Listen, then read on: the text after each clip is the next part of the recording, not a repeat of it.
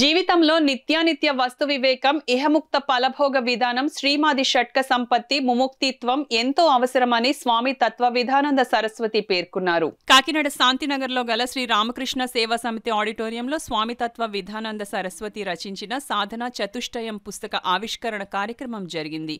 కార్యక్రమానికి రామకృష్ణ సేవా సమితి అధ్యక్షులు విఎల్ గాంధీ అధ్యక్షత వహించగా స్వామితత్వ విధానంద సరస్వతి ముఖ్య అతిథిగా పాల్గొని సాధన చతుష్టయ పుస్తకాన్ని ఆవిష్కరించారు.